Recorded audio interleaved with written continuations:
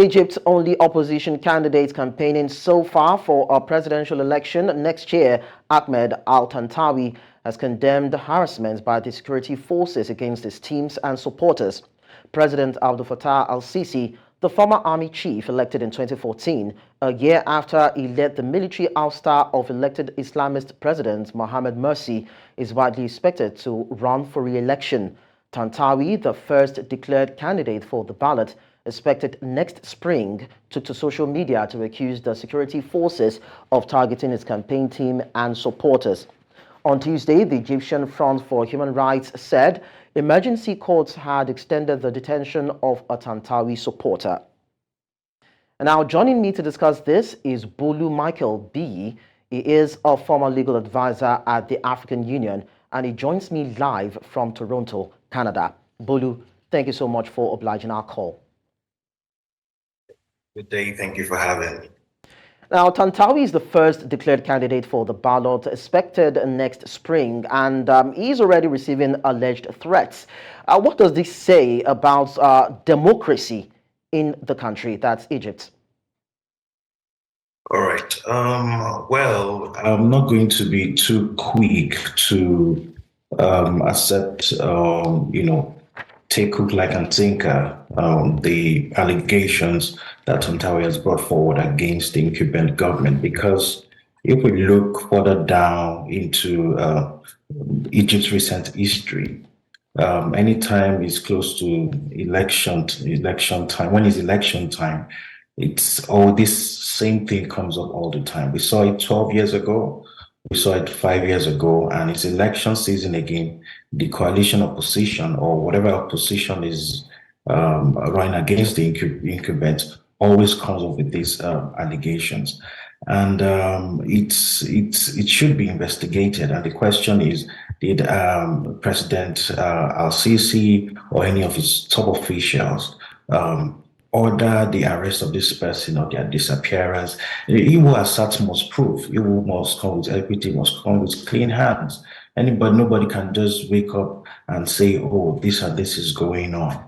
There has to be proof, and also the other side has a presumption of innocence until they are proven guilty.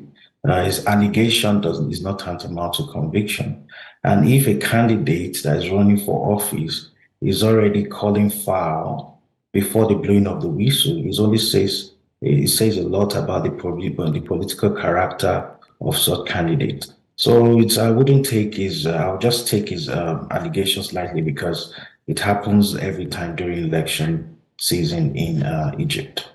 Well, we'll get back to that, Bolu. But then President Abdel Fattah al-Sisi, who is a former army chief, is widely expected to run for re-election next year. Now, he has been president since 2014. What do you make of the longevity of Israel in power in the country? Yeah, it's not about how long, but how well. Compare when we look at where Egypt is coming from and where they are now, it seems as though democracy is working for them well in Egypt. President al-Sisi is one of the presidents that I rank highly or rate highly in Africa. This is a president that has touched every sector of Egypt's economy. Is it agriculture? He has moved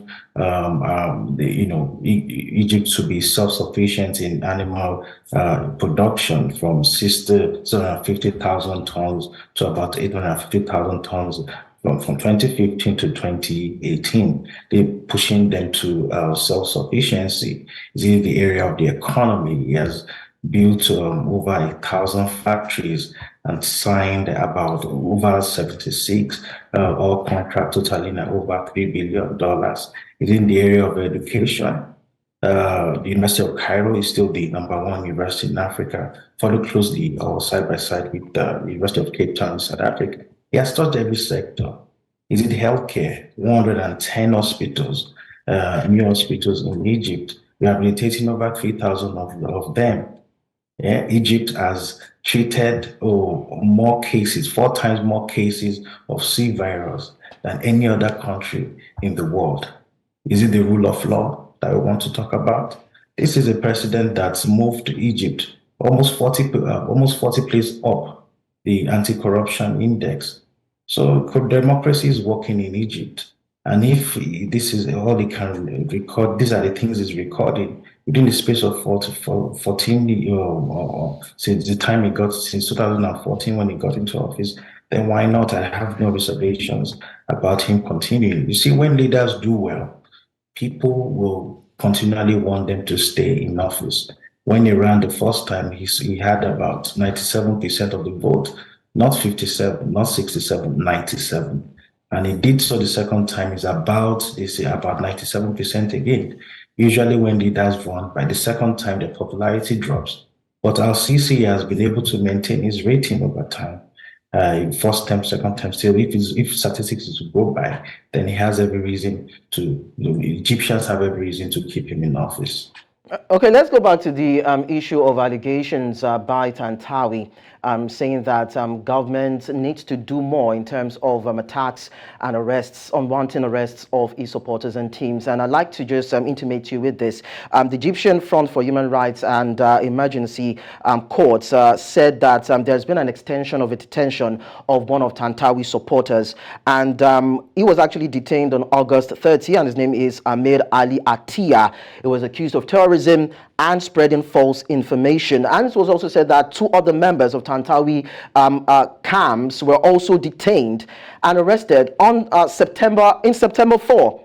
And also, there's another allegation that is coming from the Egyptian Initiative for Personal Rights, saying that they are going to be withdrawing a national dialogue which was launched. And they said that this is due to the fact that one of its participants, that is also a supporter of Tantawi, was also accosted and arrested. So it's not as though as Tantawi is making claims that cannot be verified. These are other sources saying that there have been attacks on opposition, so those who are in support of opposing, or those who are also contesting with the current president. So when we have issues like this, don't you think it will be only wise for us to look at it objectively and deal with the issue of clampdowns or those who are also willing to exercise their franchise democratically?